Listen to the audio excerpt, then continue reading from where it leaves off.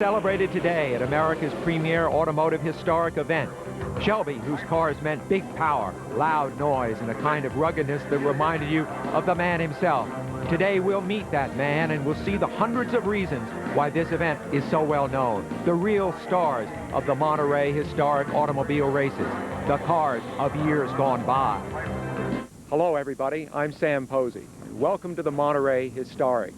The cars we're about to see are special to me because we're going to see them in action, literally a museum brought to life. Now each year at Monterey, it's a tradition that a particular make is featured. And this year you may think an earthquake has hit because the cars in the spotlight are the earth-shattering ones of Carroll Shelby. Now we'll have the full Shelby story and a lot of other great stories too, thanks to a little help from a couple of my best friends. Let's start with Brock Yates. You know, Sam, I feel just a little bit like archaeologist Harold Carter when he opened King Tut's tomb. I mean, that's the feeling you get when you come and look this automotive treasury here at the Monterey Historics. Unbelievably beautiful racing machinery. And by the way, down pit lane here, I've got a little prize of my own called the Eliminator. We'll talk about that later. Right now, take a look at this one. This could be the most priceless of the lot.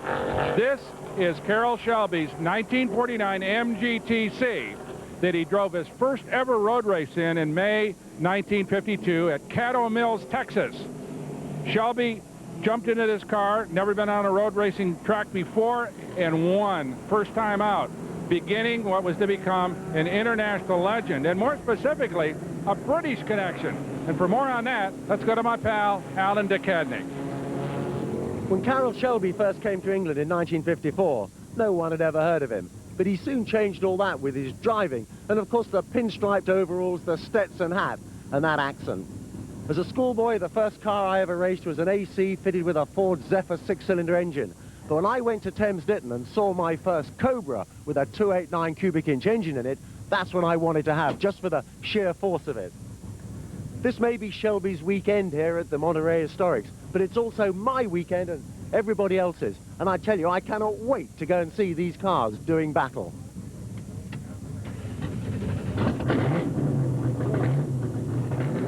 Brock, I think Alan is really in his element here. Well, Sam, you know how the English love our so-called big banger sports cars. Exactly. Well, coverage of the 24th annual Monterey Historic Automobile Races is brought to you by Visa. It's everywhere you want to be. By Chrysler Corporation, where building great cars and great trucks is what we're all about. By Merrill Lynch, for clients around the world, we make a difference. The difference is Merrill Lynch. And by Audi, makers of the blast to drive A4, the luxurious A8, and the daring new A6. Sam, the wonderful time frame in which these cars span here at Monterey, from 1912, the Mercer Raceabout, a 1921 Duesenberg Grand Prix car, and a 1932 Chrysler Indianapolis car. Just a sampling of what we're going to see here at Monterey. Welcome back to the Monterey Historics, where the different generations we see are not always, Brock, generations of cars. Young man, future automobile enthusiast there for sure. As the first race we saw was for pre-war race cars, actually back to 1912 up to 1935, in a field dominated by Bugattis, Sam, which was very much the way it was in the late 1920s. These Type 35 and Type 37 Bugattis were very much the race car of record in both Grand Prix races and minor races in Europe. They were small but rugged. Now here's a car that was huge and rugged, the 1921 Duesenberg Indy, driven here by Mike Huddleston. Interesting car because the people at the Indianapolis Motor Speedway claim that their car, which is a sister to this one, won the French Grand Prix with Jimmy Murphy.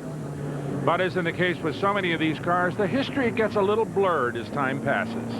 If only cars could talk, huh, Brock? Well, this yellow one, the Mercer Raceabout, driven by E. Dean Butler, kind of a contemporary of the Stutz Bearcat. And earlier, Alan had a chance to get a little closer to the Mercer. What's great about the Monterey Historics is that you get a chance to see some of these early road warriors doing what they do best, which is race. Like this 1912 Mercer, named after a county in New Jersey. It's the simplest of cars, just a couple of carriage seats sitting on a couple of rails.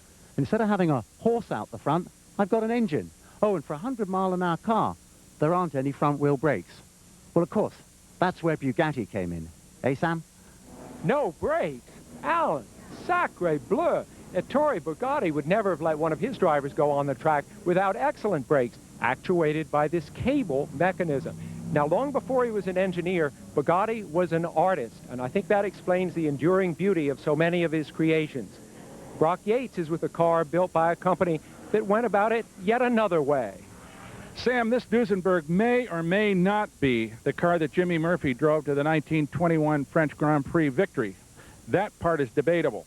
What is not debatable is this. We know that this car carried four-wheel hydraulic brakes for the first time ever in a major competition. It's part of the kind of gee whiz factor that we've got here at the Monterey Historics, to witness the sort of automotive evolution that runs up and down this pit area. It's great, Brock, that men like Mike Huddleston will bring their cars out because they run this risk that it'll break down, and let's face it, parts aren't easy to find. No, you don't go down to your local Duesenberg dealership and pick up some bits. But fortunately, that was not the case with David McCarthy, who drove to victory in this beautiful 1929 Bugatti Type 35B. An excellent drive. Well, the next group of car owners that were willing to take the risks with their cars were the owners of pre- and post-war cars, 1930 to 1949. We're going to get to see a Maserati in action. Great stuff. 8cm Maseratis, ERAs from the mid-1930s. And there's Bob Lutz, the vice chairman of Chrysler Corporation in a 1932 vintage Chrysler Indy car. We're proud to sponsor things like this because, you know, we used to do a lot of horse racing and golf, and nothing against those sports, but Chrysler does not breed ponies nor make golf clubs. We make cars. So I think celebrating automotive history and tradition is a really good thing to sponsor. We enjoy it. We enjoy interacting with the people, and interacting, our top executives interacting with people who know and appreciate cars, I think makes us a better car company. That was Lutz out with Carroll Shelby in an early Cunningham. Bob Lutz was everywhere this weekend, including here on the track in that Indy car, in which he finished 10th. Now, the car on the right is Mark Gillies driving a 1934 ERA. Wonderful little car, Root supercharged automobile, and very, very collectible, very valuable automobile. And Mark really drove this car hard in this race, as did Peter Giddings in the 31 8cm Maserati. They finished 1-2 in that race.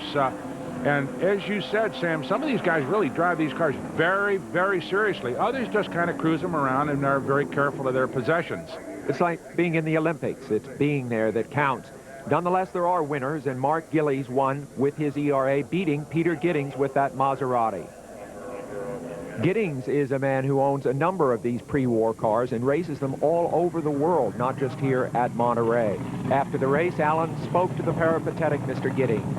Peter, you're misfiring a bit, but you're having a whole lot of fun anyway. Yes, I was having fun, and luckily for me, the yellow was thrown, so I was able to catch up and finish second. Should have finished first, but that's motor racing. But you were going pretty hard nonetheless. I had to make up for the fact that I was only on 6 or 7 cylinders. Well, that's typical of the action you got here at the Monterey Historics.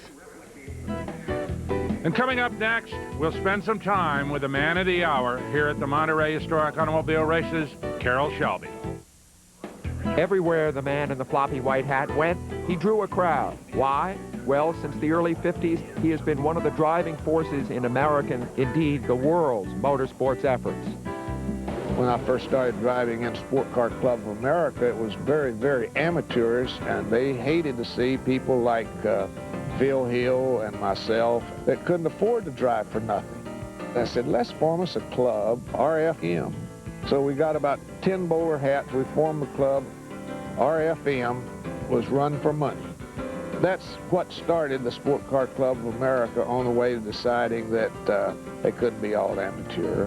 In Europe, the guys that I respected were, utmost was Fangio, next was Moss. My problem was that I always remained loyal to John Wire at Aston Martin because he treated us very decently. He paid us a living wage. We ate very good. We traveled very good. And with Ferrari, when he offered me a job in 1956 at Luigi Canetti's urging, I said, what do you pay? And he says, well, $70 a month. And I said, I don't believe that I can do that. He says, well, but if you're going to win races, you drive for Ferrari. I said, I guess I'll have to take second place and drive for John Wire. Of course, we won the World Championship for Aston Martin, '59.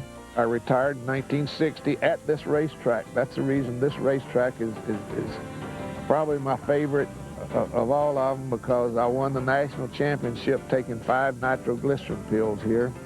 The beginning of a heart condition that ultimately led to a heart transplant several years ago, but couldn't keep him out of the racing business with the Cobras. You know, ironically, Sam, I wonder what would have happened to Shelby had he stayed in racing as a driver and not built those wonderful cars. Strange the way things work out sometimes. The next race, sports cars of the early 1950s. Jags, Allards, Cunninghams, a terrific mix, Brock. And driven quite briskly as they were in this event. Some of these cars had some wonderful pedigrees, including this number 11 Cadillac Allard that had a vivid linkage with our hero of the day, Carroll Shelby. This particular J2X left the Allard factory in November 1952 for its new American owner, Roy Cherryholmes. Now, when he got the car, it didn't have an engine and gearbox in it. Peter, can we have a look in there? He had to shoehorn in this 331 cubic inch Cadillac engine, and he mated it to a 3-speed Ford gearbox. Shelby won every race in 1953. But in 1954, when he went to Argentina, his driving of this car was so spectacular that he came to the attention of Aston Martin's team manager, John Wyer. The rest is history. Shelby's career took off. That's one of the joys of these lovely 1950 sports cars. And I think, Brock, you've managed to find us another one. Right you are, Alan, and in fact I'm here with yet another of a veritable fleet of early Carroll Shelby racing cars. This, in fact, being the 1956 Pebble Beach winner, a Ferrari 750 Monza that was entered as a kind of interesting footnote by a couple of Midland, Texas sportsmen named Richard and Jim Hall. Yeah, that Jim Hall, the father of the Chaparral, and a fine racing driver in his own right. And how about this Ferrari, driven by Phil Hill? It's a 375 Mille Miglia that he and Richie Ginther drove to second place, the 1953 Mexican road race. A spectacular automobile that helped launch Phil's career. How does it feel now compared to when you raced it for real? I've driven a number of these older cars, you know, and when they're to spec, you can still be very enthusiastic about how they are. They're quite different. You got to horse them around and everything, but they're still stand out as being great. This one has the potential. Right now, it's just fresh out of the box. It's got a few little things that need sorting out, so it has giant understeer, and you have to throw the car at the turn and then catch it with the power. Engine runs beautifully. They've done a great job on that. Well, Phil Hill drove beautifully, Brock. I think he's as good as he ever was and brought this car home in first place. And a great story about this car. It was buried for decades in an Oregon barnyard and only recently found and restored. One of the very few Ferraris with a tail fin. Coming up next, the full-bodied stalkers of the Trans Am. One of them driven by a man many think is the greatest Trans Am driver of all time, Arnelli Jones. This is one of those gag shots that television cameramen love. All I can say is, as far as the cars are concerned in Monterey, there were no pugs in the pits. Alan? You know, fellas, every time I come to the Monterey Peninsula, I know I'm going to have a great time. I love this track here at Laguna Seca. I always see some great cars, and I meet some really interesting people. But what a surprise I've had this time. 6,000 miles from England, what have I found?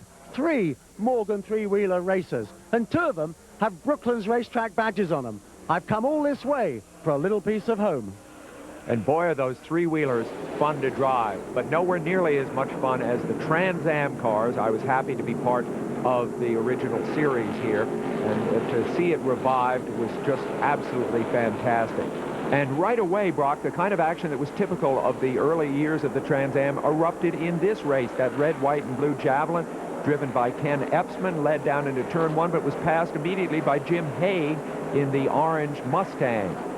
Actually, Sam, a lap later, it was no less than Parnelli Jones and the other Bud Moore number 15 Mustang who got by Epsman to take the lead, which sort of transported us back to 1970 when Parnelli and George Fulmer were racing the Javelins prepared by Roger Penske for Mark Donohue and Peter Revson. Of course, it was really the Camaros with which Penske made his name by winning the championships in 1968 and 69.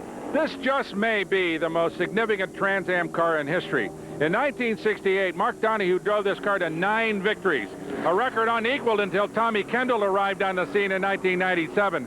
But this thing is a completely different breed of cat. Look at the bodywork, absolutely production-based, no flares. No big spoilers. Other than a gutted interior, the car looks exactly like a production Camaro, which it is, other than the racing engine and suspension. But in the hands of Mark Donahue, it went like a rocket. In the hands of Tom McIntyre, it would finish 9th here at Laguna Seca. Meanwhile, number 19 Camaro, driven by Patrick Ryan, a sister car to the number 6 car, would finish 24. Here's a little bit of a trip down memory lane for me, Sam. That number 13 car was built and campaigned by Warren Agar, and I ran on his team, and I think the 71 season while I was working on a book. A favorite book of mine called Sunday Driver. Well, this was the battle for 2nd place between number 18 Haig and number 14 Richard Freshman. Well, at this point, the Bud Moore cars, or the ex-Bud Moore cars, were running 1, 2, 3 until Haig tried to outbrake Freshman in turn 10 and got a little bit sideways. This, of course, was great and very typical Trans Am action because you used to rub fenders with the guys all the time. It was nothing to put a nose up under a driver like that. I did that many times myself, and the guys never minded fixing the bodywork as long as you run into somebody that was a contender. They just didn't want to fix the bodywork from a back market crash. I never remember you touching anybody, Sam. Well, exactly. That's how Peter Revson and I came to blows. Parnelli Jones went on to win. Hey, PJ, you old son of a gun, you did it again. Parnelli still had the touch at Monterey, as did George Fulmer, his old teammate on the Bud Moore team, who came home 4th in yet another 302 Boss Mustang. Deja vu, Brock, as Parnelli Jones wins another Trans Am. The next race for Ford GT40s and Cobras. And the man who was there when it all happened for real was Carroll Shelby. Shelby was already more than an owner. He was a corporate spokesman.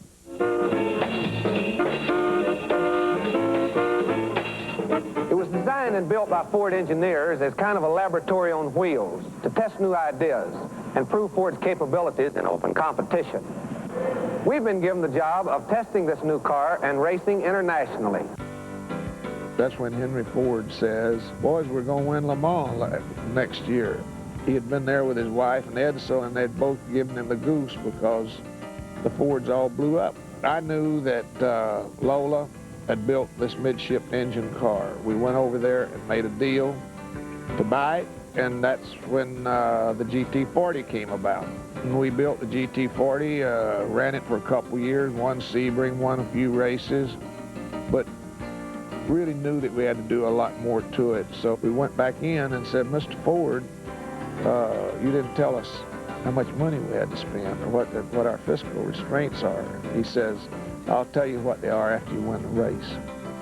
And it's the only racing program that I've ever known in my life that had no budget limits and had a major company like that with the money behind it. It gave me Foyt and Gurney, which nobody thought that they had a chance to win. And I'll tell you that one of the greatest thrills I ever got in my life was watching A.J. Foyt and Dan Gurney restrain themselves and keep that car together and win in '67. But Henry Ford is the one that won that race when he threw his pocketbook out on the desk and said, win it. Of course, this 1966 Mark II GT40 reminds us of the fact that there were a number of permutations during the 5-year battle with Ferrari for supremacy at Le Mans. A battle well remembered by a man at Monterey who drove these cars, Brian Redmond. Brian, there's something in the history of Ford at Le Mans that's really sort of backwards. Well, it certainly is. In 1963, Ford took the development of a car from Eric Broadley in England, the Lola, and charged John Wyer to make a Le Mans winning car. Ford had tried to buy the Ferrari factory and failed. They said, we're going to win. They switched the development from John Wyer to America, to Carroll Shelby, and to Holman and Moody to produce the Mark II and the Mark IV. And with those cars, they won Le Mans in 1966 and 1967. But after that, everything went backwards when John Wyer developed this type of car, the Mark I, a much earlier car, and won Le Mans in 1968 and 1969. With what seemed like the older car. Does this thing still run? It sure does. Let's go. Brian Redmond revved that one up, and he put it on the racetrack in convincing fashion, running out front quite easily. That's Mark Leonard behind him in another GT40, but at this particular point, nobody was able to keep up with Brian Redmond. A terrific battle erupted for fourth. Number 88 Rob's Lamplugh in the 1966 Cobra 427 dueled with number 74 Wade Carter in the 1966 Porsche 906, the Porsche, the yellow car there. In those days, of course, Sam, the 906 was a serious competitor, even though it was much smaller displacement to the big Cobras, but they banged fenders and bounced around most of their circuits in Europe and in the United States as well. Well, that was in Porsche's pre-big engine era. They were known as the king of the small engine classes, always winning the 2-liter, under 2-liter class. And then finally they built the 917 and, of course, began to win overall. And Brian Redmond went on to win easily in that pretty number 21 GT40, once again proving that the great old professionals like himself, Parnelli Jones, and Phil Hill, all of whom won at Monterey, still have it after many years away from active competition. Coming up, big fun from small bore action from the 50s. Stay with us. It wasn't only a wonderful collection of automobiles here in the paddock of Monterey that provided some entertainment, as young Cyrus Lucano worked the bagpipes, and in fact probably had a harder time driving them than whoever was on board this wonderful 1970 Formula 2 Lotus. And then we took a great leap backwards almost 2 decades to the point where a group of 1950s vintage sports cars took to the Laguna Seca track. This car has a seminal place in the history of American sports car racing. It's the Crosley Hotshot, and get this, it has a top speed of 77 miles an hour. It won the first ever endurance race at Sebring, Florida on New Year's Eve, 1950. Now this car over here, the MG in its variants, is what made American sports car racing possible in those early days.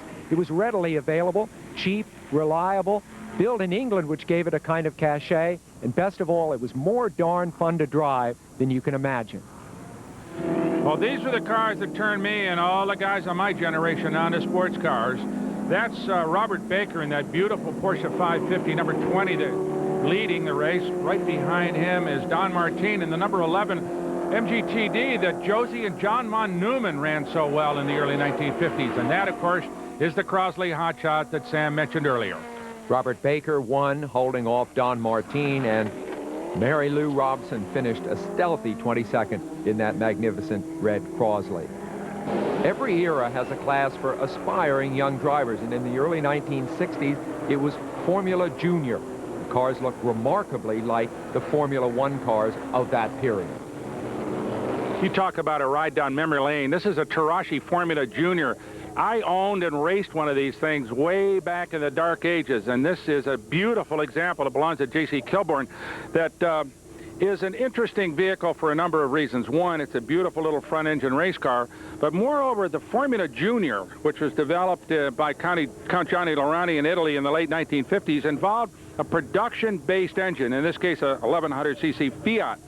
But what it did was lead to a whole group of production-based racing classes, which we now have, of course, Formula Atlantic, we have Barber Dodge cars, we even have Indy Lights cars, all of which run the same production-based engine formula. So the Formula Junior was really a breakthrough automobile. This one, the Stangolini, the Volpini, ultimately led to the Lotus 18, which obsoleted all these front-engine cars. But these automobiles were breakthroughs in terms of automotive technology and the way racing is viewed today. Well, Brock, I'm afraid that the Tarashi was nowhere to be seen near the top of the results list. It was all a Lotus affair, with Dan Baker leading Gil Nickel home. Well, Sam, always being on the trailing edge of technology, I was in Formula Junior just about the time that the rear engine revolution came along, and things like the Lotus 18 and Lotus 20 obsoleted front engine cars. Well, one front engine car that has never been obsoleted was the great Mustang of the 1960s. They're coming up next.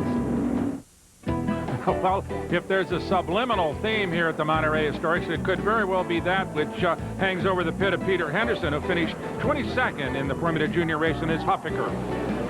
A field of 21 Shelby GT 350s rumbled out of the hairpin and up toward the start-finish line. Brock, a lot of horsepower here.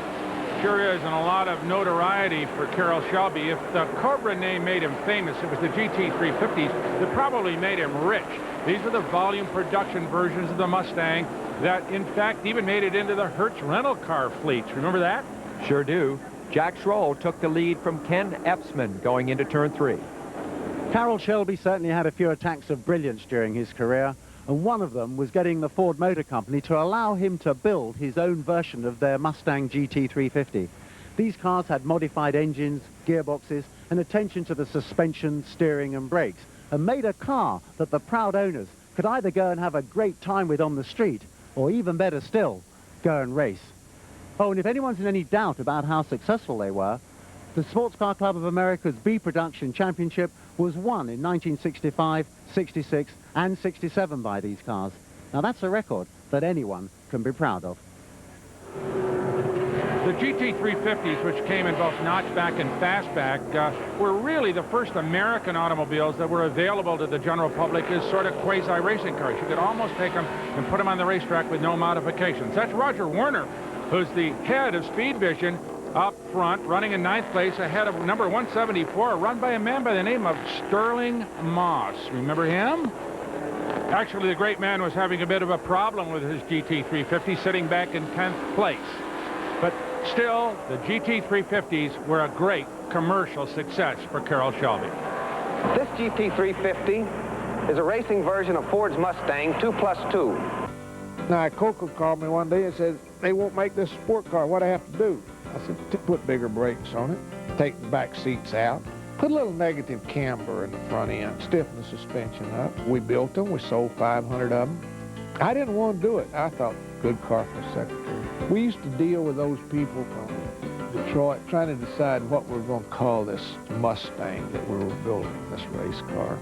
So I said, how far is it over there to that building where we're building the Cobras? And I said, tell me how many steps it is. Came back and says 349 steps. I said, good, we'll call the car GT350. We put that thing together and we went out and beat the Corvettes for the national championship. And we didn't even know we were building a myth. The reason the Mustangs are so popular is because we built them just as emissions and safety was coming in, and everybody had to go to 4-cylinder engines about the time I quit building them, so there wasn't anybody building muscle cars and high-powered cars out there for the next 15 years.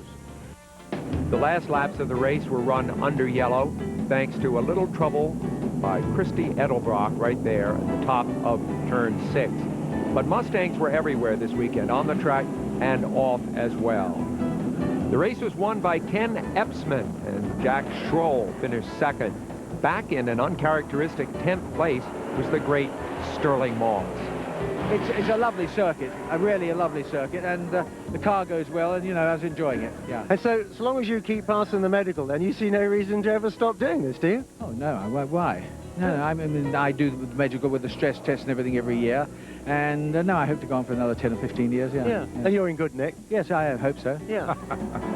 Go get him, Sterling. We'll be back at Monterey with more of these great automobile races. Stay with us.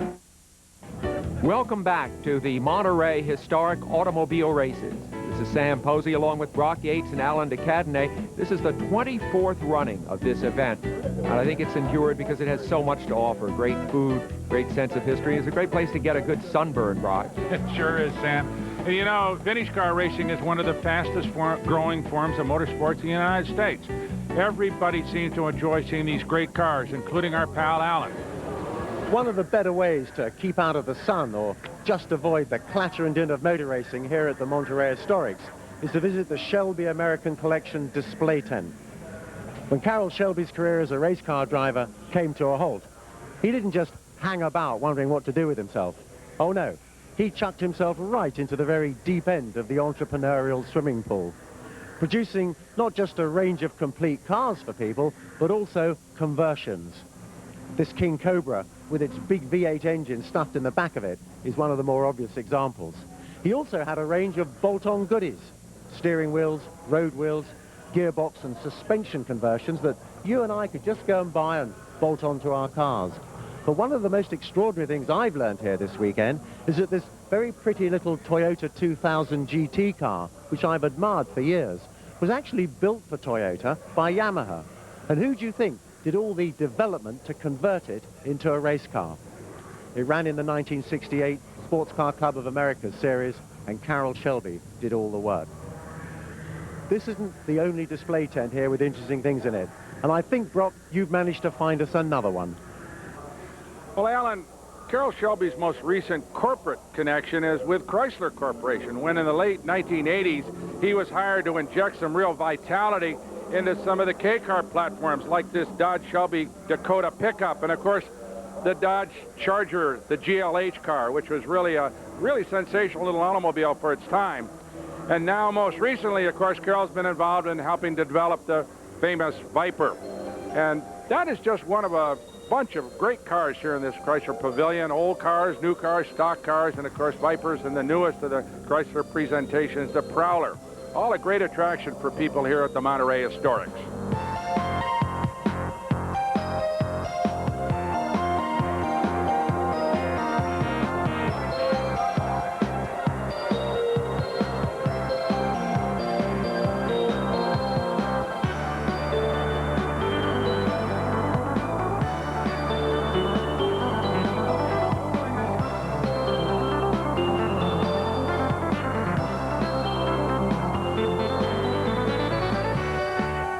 And now let's go to Sam in another part of the paddock with a man of the hour, Carroll Shelby. Brock, I found Carroll in the Road and Track magazine tent holding an autograph session to publicize his involvement with sick children. And I think it's a question of his having, frankly, been sick so much of his own life that he has a particular empathy and he wants to help the kids in any way he can. Carroll, if there's one thing I think of when I think of you, it's a special kind of character, sometimes an ornery character, sometimes a inspired character. How do you describe yourself? According to what kind of mood I happen to be in that 5 minutes. According to how much cyclosporine that I've taken that day to keep my immune system killed so that I don't reject my heart. That has a great deal to do with your personality, unfortunately, after you have transplantation. But I usually try to keep it pretty level. And fortunately, days like this make me proud to be alive, and I try to put my best foot forward to try to enjoy it and be nice to everybody. And do you have any idea what a thrill it is for people, particularly some of these young kids here, to meet you after all they've heard about you? Well, this children's foundation that I have, I think it's just wonderful, a Road and Track, and Tom, Bryant, and Jill to make it possible for these kids to show their interest in automobiles at such an early age. And it also helps our foundation tremendously as far as income is concerned. And that's one of the highlights that in my life right now. Probably the highlight is my foundation. It's what I care about more than anything else, these kids. When people talk about Carroll Shelby, they tend to focus on the great success he's had with cars, but there's a generation existing right now in this tent that we've been seeing that may talk very much about Carroll Shelby, the man, someone who's become very special. Sam, how important is Carroll Shelby to American motorsports? Consider that with rare exceptions, the year this great event honored Juan Manuel Fangio being one, the honored mark refers to cars. And people like Shelby and Fangio before him transcend that plateau and have created a special place in automotive history for themselves. And I think you can add Enzo Ferrari to that list. One of the things that makes Monterey so great is it's about cars, but it's also very much about people, too. And coming up next, sports cars, under 2-liter types from the late 1950s, Coopers, Lotuses, Porsches, and a little bit later, the truly bizarre, my own Eliminator. Whoa, the fearsome Eliminator will shake in your boots, but don't go away. Stay with us. Truly, with the exception of races at Goodwood and Silverstone in England annually, there are no historic car races in the world that equal Monterey for magnitude and excitement and great automobiles, including the ones that run in the under 2-liter race for cars of the 1950s vintage. Sam? Well, Brock, Bob Aiken opened an early lead driving his red 1959 Cooper Monaco. And Aiken is a former Sebring winner, and it's interesting that in this class, most of the cars, the Lotus Le Mans, the Porsches and so on, were suited to long-distance racing. So they're racing a little bit out of their element here in what amounts to a sprint race. What a very good race for second between Baxter Culver in that little 1959 Peyote Special and the number 391 Lola Mark I of Herb Wettenson. Well, Brock, I think what makes this whole class so exciting is that it's a mix between front and rear-engine cars. The late 50s was a time when the transition was being made from front to rear-engine coming on, of course, very strongly. Among the last great front-engine cars was this Lotus 11, driven here by Eduardo Baptista. You see the extent of development, the aerodynamics, fabulous. A car with a very interesting past and a great story to go with it. In 1956, when Colin Chapman turned up at Le Mans with this beautiful Lotus 11, it, needless to say, caused quite a stir. Underneath this body is a very lightweight tubular space frame powered by an 1100cc Climax engine developed from a fire pump. But Frank Costin, who designed the body, had been an aerodynamicist at the de Havilland Aircraft Company, and he knew a thing or two about how to keep cars slippery. Now, I've driven Lotus 11s. Believe me, they handle beautifully and are quite a delight. Oh, if you're wondering why it hasn't been painted, by the way, paint weighs. And Chapman left this car in its natural alley finish to keep it lightweight. Chapman, I think, had the sense that he'd reached the end point of the development of the front-engine car, and he very quickly after this model shifted to rear-engine cars. And Brock, as you point out, he made those very fast, too. Indeed, and of course was the pioneer of modern ground effects. Ground effects played no role here, though, as Baxter Culver, who ran as high as second early in the race, spun and ultimately went on to finish way back in 17th place in this event. Tough day for Baxter. Number 15 is the car of Don Orozco. He started at the back of the pack, worked his way all the way up to second. That is Herb Wettenson there in the Lola, beaten by Don Orozco after Orozco's marvelous drive all the way from the back of the pack. Winning the race outright was Bob Aiken in his Cooper Monaco. Another beautiful drive for Aiken. And a fine race driver, you know, Sam, as you said earlier, a Sebring winner, but an established race driver, and one of those guys that's been able to extend his career through historic car racing, where otherwise he would have had to retire. So Bob Aiken won it wire to wire in that Cooper Monaco. Don Orozco was second, having come from the back of the pack. Herb Wettenson third. And that brought us to sports cars of the late 1950s, over 2 liters. And some very serious iron, I might say. Great cars, including one that I had a serious vested interest in. But right off the bat, it was Peter Hardman from Bicester, England, driving masterfully, a great drive in a beautiful Aston Martin DBR1, who immediately took the lead and ran away from just about everybody. Rob Walton and that birdcage Maserati stayed with him for a while, but not for long. Interesting sight here in the paddock at Monterey. This huge line of people is waiting for Carroll Shelby's autograph. Now, Shelby has been in this tent for more than 2 hours now, signing and signing away. Well, look at this. Over here, sitting almost all by itself, is the car that he and Roy Salvadori used to win the 24 Hours of Le Mans 1959. This is an Aston Martin DBR1, 6 cylinders, just under 300 horsepower.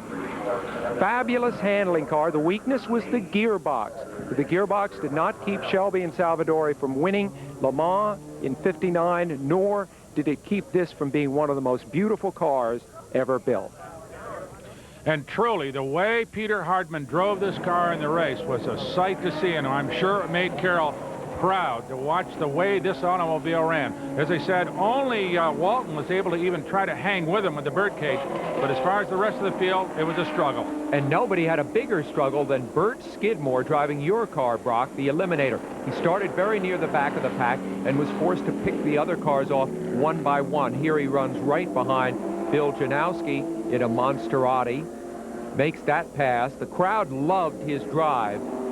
Skidmore had started back in 19th, and here you see him setting up Tony Wang in a Ferrari 250 TR. This is for 10th place already. What a comparison in the value of those two cars. Watch it, Sam. The price just went up.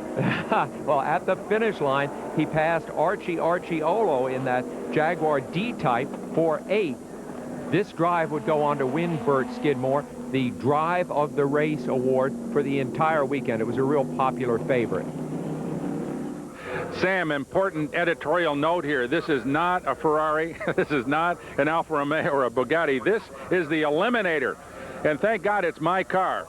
It dates back to the early 1950s. It's a sports racing hot rod, a really unique piece of equipment, and got some really neat stuff on it. Notice these Japanese Army helmets that were converted to brake trucks on the front.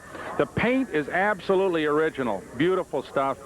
It little down, a little bang, but don't forget it's 40 years old. The go-kart company was started by the man who built the car. Duffy Livingston is standing right here with me, ready to jump in this thing again. Duffy, what possibly possessed you to build a hot rod to go road racing? Well, I was kind of afraid to go fast straight, so I thought I'd throw in some corners and go to the sporty cars. Did it work? Well, I guess. I lost a few and I won a few and had a lot of fun. That was the main thing, just to have fun. Japanese helmets for brake ducts. What a machine.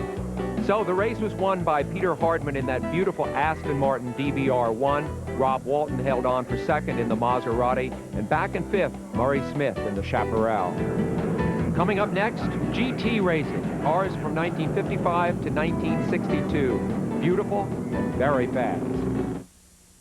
At the Monterey Historics, it's a purely co-ed sport. Believe it or not, while some guys stick their hands in engines and get their hands dirty, women hang out not only as drivers, they're car owners, they're entrants, and some of them are mechanics.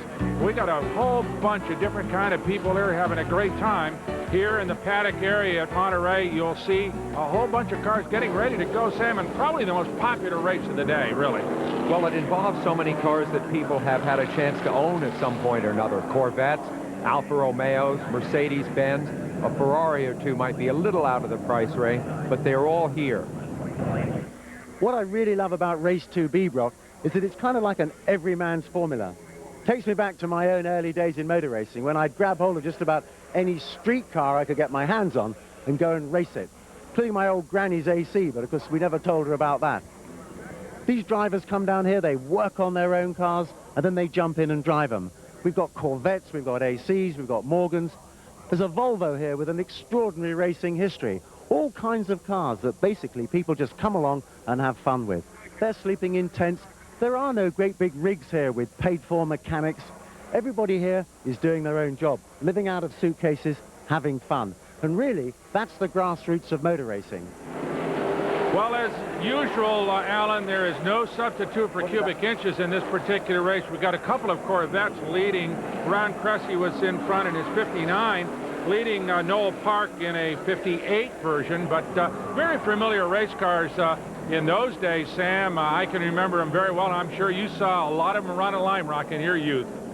Well, Brock, what we loved about them was you could sense that you could get into racing yourself, because here was a car that you could go and actually buy.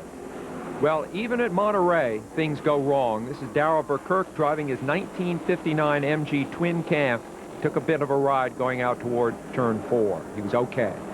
Fortunately, Darrell kept it off the concrete, which was only inches away when he finally slid to a stop. But the driver from nearby Stockton, California, got back underway with that pretty little twin cam, unscathed.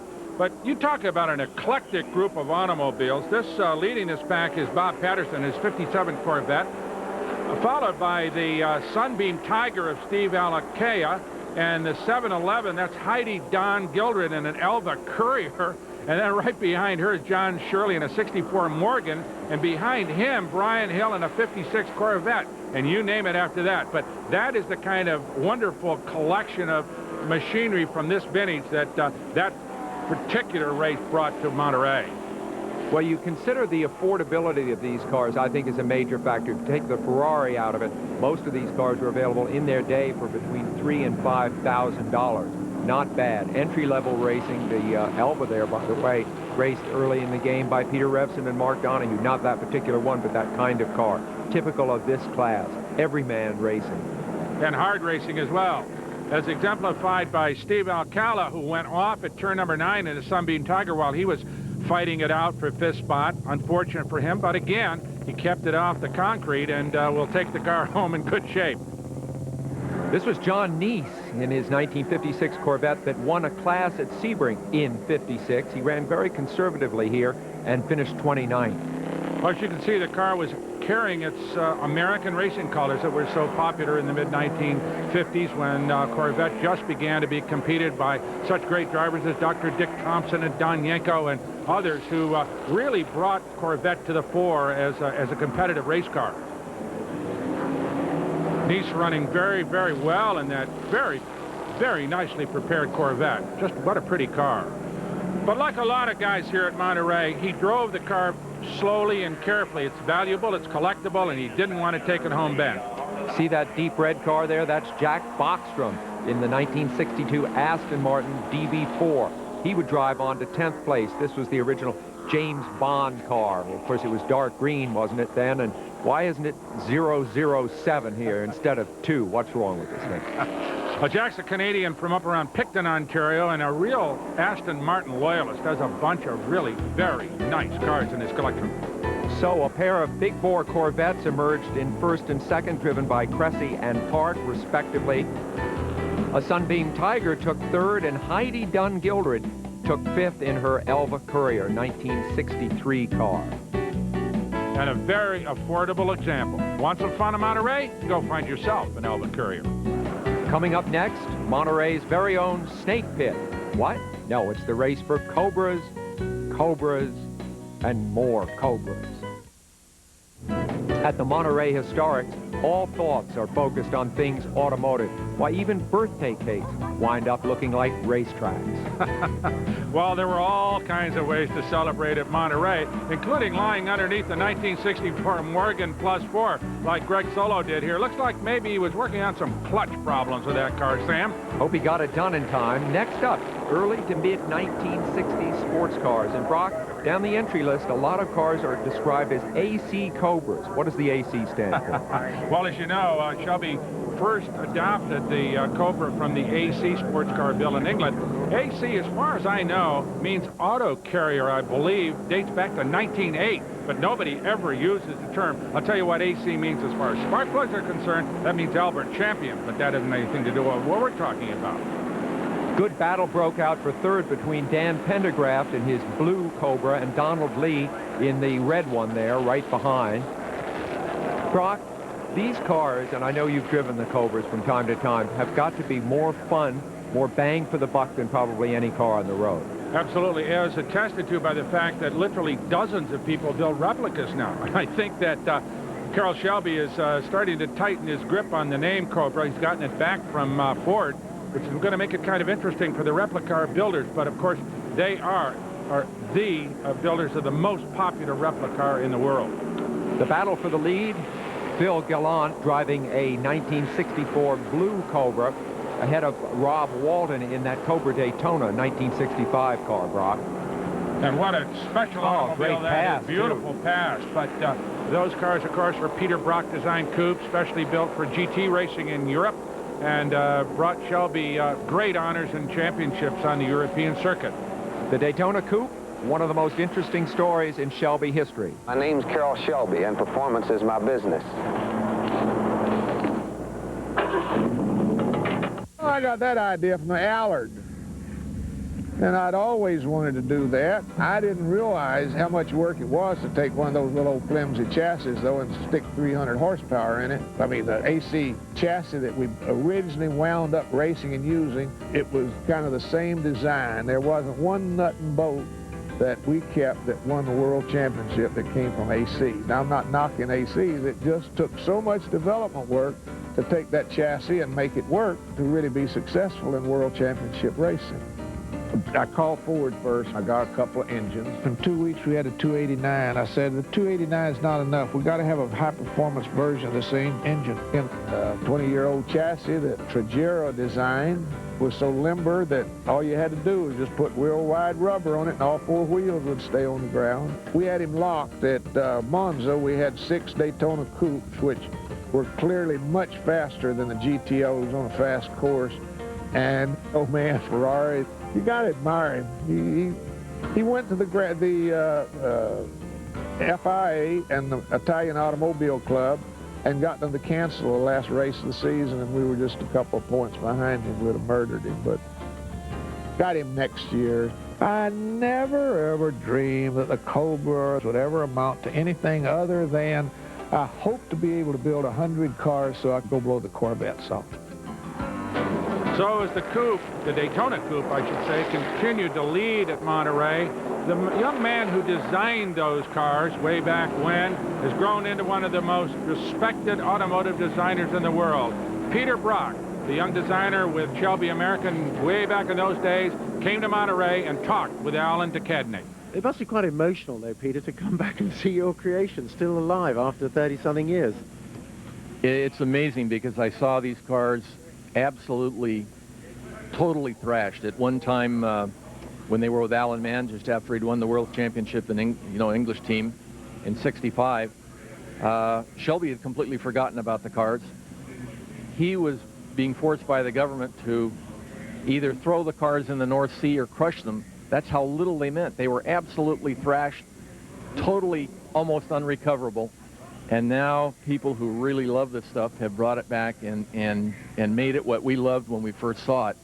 And that's the part that's so beautiful about the cars, is that other people cared about them as much as we did when we ran them.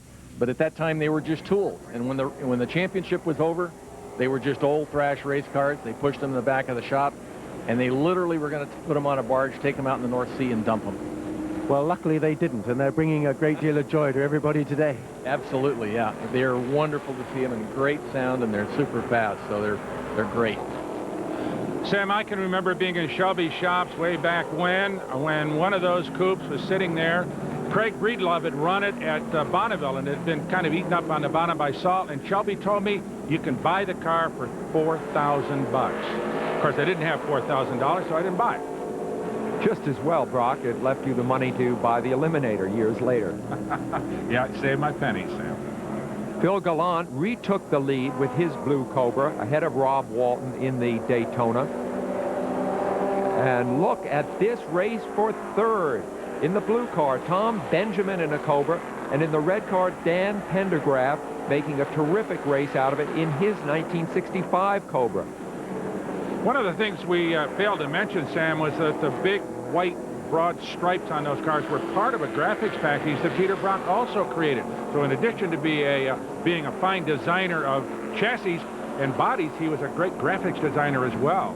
Talented man. Only 6 of those Daytona Cobras were built. 3 of them made it here to Monterey, and only this one raced. But what a race it was, as Walton took a look around the car of Phil Gallant, made another bid here. Rob Walton not content to run second with his coupe despite the incredible value of this car. Brock? Boy, he was using all the racetrack, Sam. I mean, you cannot fault these guys for feather-footing these cars around here. They were doing a hard race all the way. All the way, indeed. That great race for third between Benjamin and Pendergraft went right to the finish line with Benjamin holding off Pendergraft. And here were the 2 front runners. Walton continuing to bang on the rear end of Phil Gallant, trying to get around it, but John Russell in that lap car held him up a little bit, slowed him down into the final corner. So as they came off the last turn, it was drag race to the finish line. Phil Gallant wins it by about 2 car lengths over Rob Walton. Good race. Great race indeed, Brock. It is absolutely thrilling to see these cars running as they ran over 30 years ago. So the Cobras dominated the event. There were other cars in this race, but you would never know it.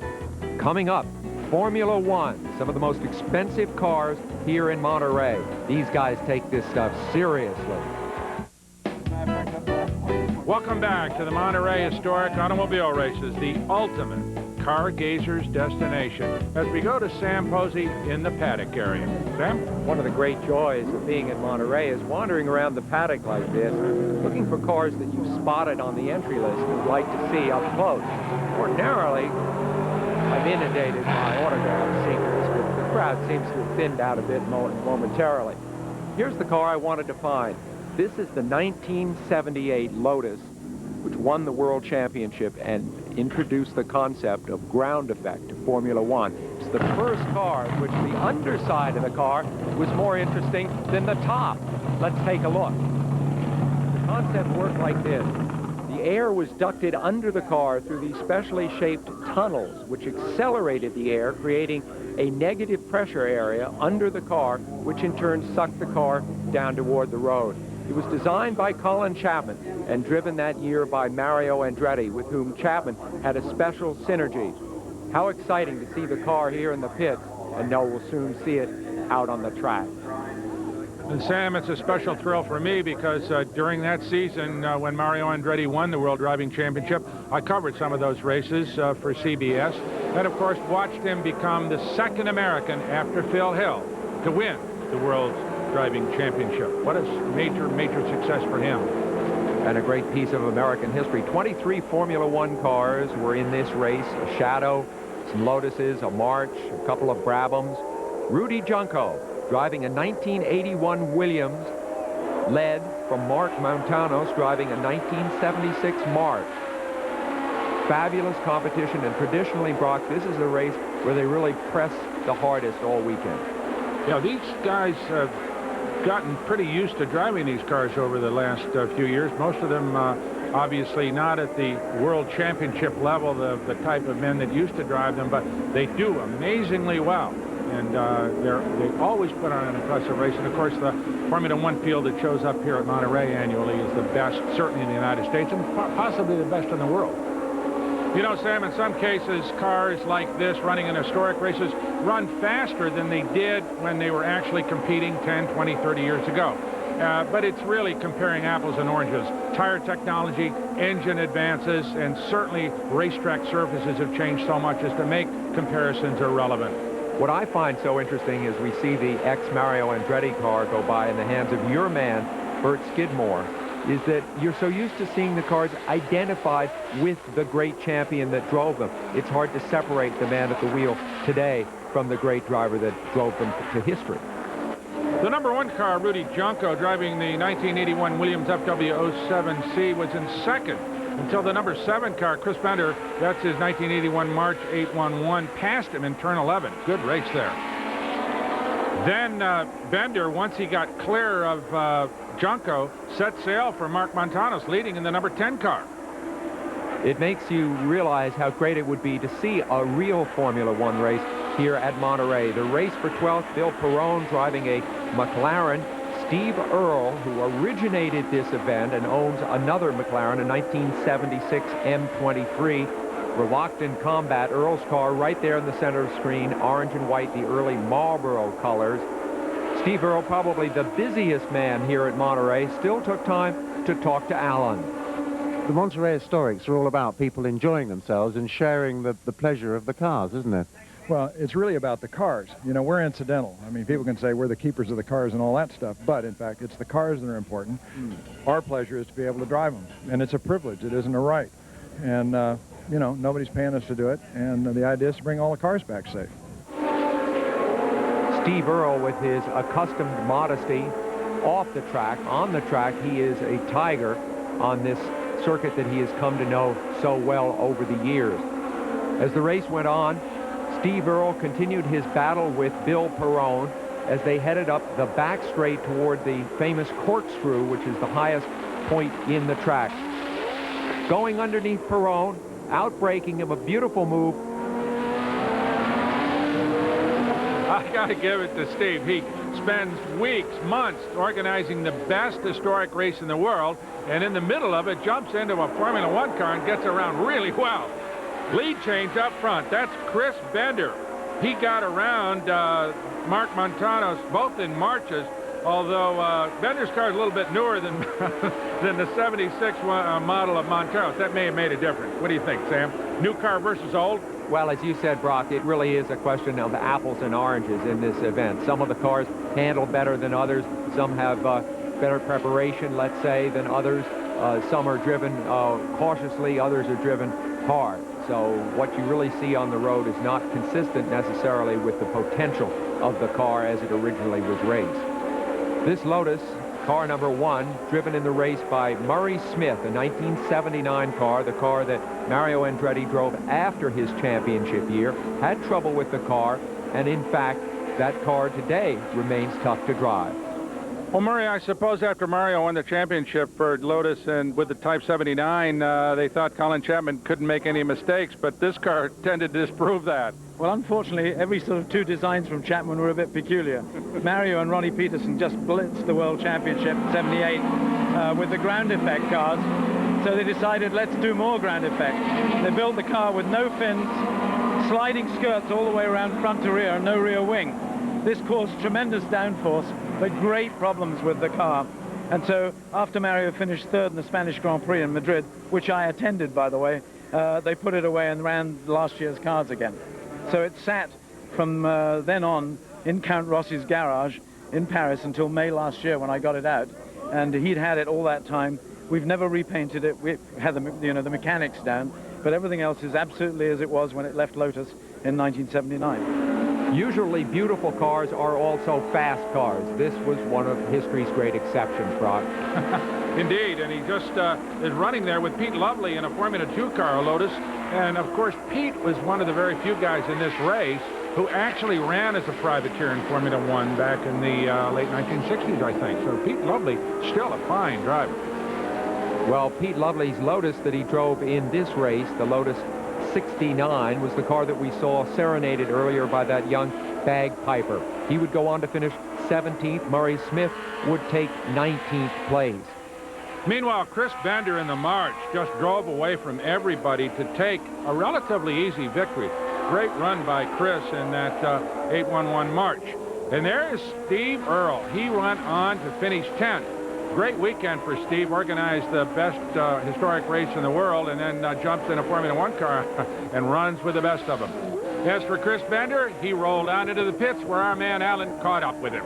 You didn't lead from the start, but you soon got on with it. Yeah, it was fun. This is vintage racing is just a lot of fun, and even though we don't get to go full on hard in turn one, it gives us an opportunity to just kind of get on with it and be careful and cautious. And how about doing another hour and 10 minutes for a full Grand Prix then? Oh, I'd love it. Anytime. You think you'd pass the medical? Yeah, we probably would. So Chris Bender heads up a pair of Marches. A Williams is in third, a Terrell fourth, a Shadow fifth. It's just like old times. Right, Sam, and of course, coming up here, the fastest Shelby of them all, the legendary King Cobra. We'll be right back. Mario Andretti's championship-winning Lotus, destined to be a magnet for photographers wherever it goes. Speaking of photographers, could this be one in the making? Hey, sis, move a little to the right, would you? Presumably, you'll turn that camera toward the racetrack where the mid-1960s sports racing cars were getting ready to run, including one that made Carroll Shelby even more famous. I was surprised when Steve Earle invited me to come here as an honoree.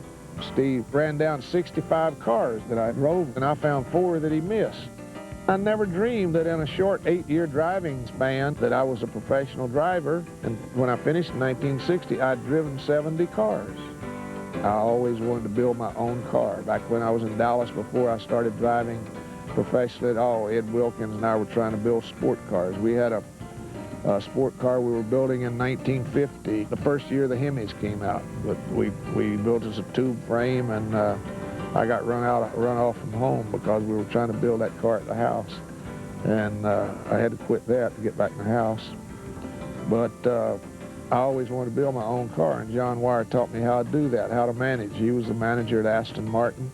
I lived with Dino Ferrari the last 3 or 4 months he was alive at Ferrari, but I was really watching how those people operated. That was my main goal in Europe, to learn how to build my own car. I thought I had a deal with Chevrolet then, but I got a call one night mid-cold that never happened for me to take and forget that, because Zora Duntov and McKenzie had gotten the chairman of General Motors, and they didn't want anything to compete with the Corvettes.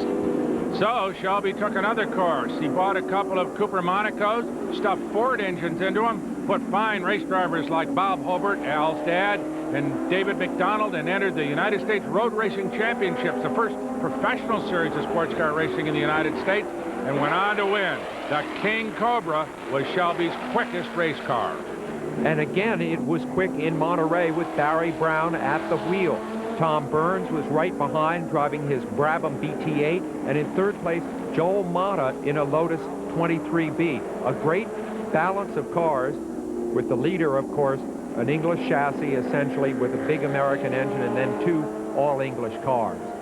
Well, the smaller under 2-liter cars, the Brabham and the Lotus of Mata and Byrne, were able to stay up. In fact, almost get around Barry Brown with that larger displacement 289 Ford, but it came into play, big displacement down the front straightaway, and he was able to maintain the lead for a while, even though those lighter, better handling race cars tended to gobble him up in the corners, Sam.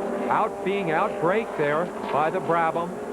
Tom Byrne dives underneath for the lead, followed by Joe Mata, who snuck by into second place in the Lotus. Pretty classic example of how a lighter race car will work around a bigger, heavier car that just doesn't have the kind of braking power that the little 2-liter Brabham and the Lotus had.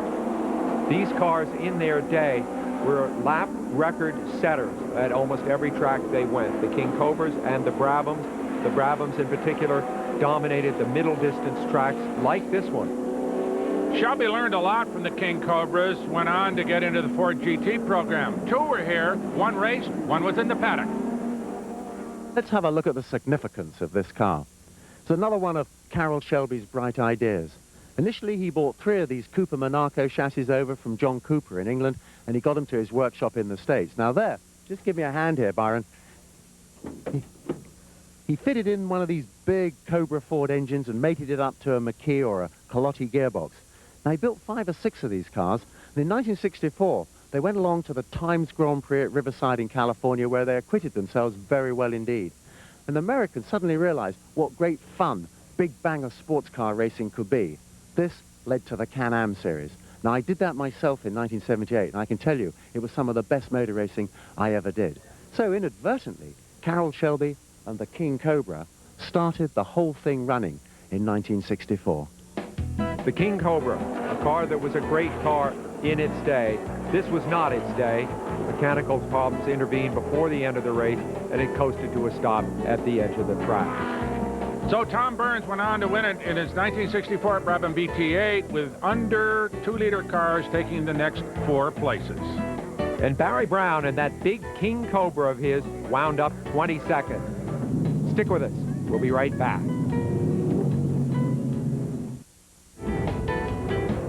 Coverage of the 24th Annual Monterey Historic Races has been brought to you by Visa. It's everywhere you want to be.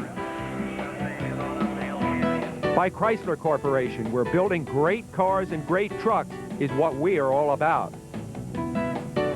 By Merrill Lynch. For clients around the world, we make a difference. The difference is Merrill Lynch. By Audi, makers of the Blast to Drive A4, the luxurious A8, and the daring new A6. And by the Bernardus Winery of Carmel Valley Wine Estate.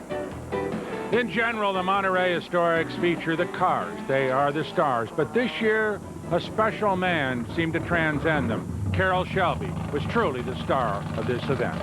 I was here for the first race, and then this is where it was always the last race of the year, where we won a lot of championships with the Cobras, where I won my last championship, and it's where I've spent the last 30 years with Steve Earle and all of the nostalgia that he's brought to my life by being the grandfather of vintage racing. I'm lucky to have lived during the era that it was a lot of fun and we didn't even know what we were accomplishing when we did it.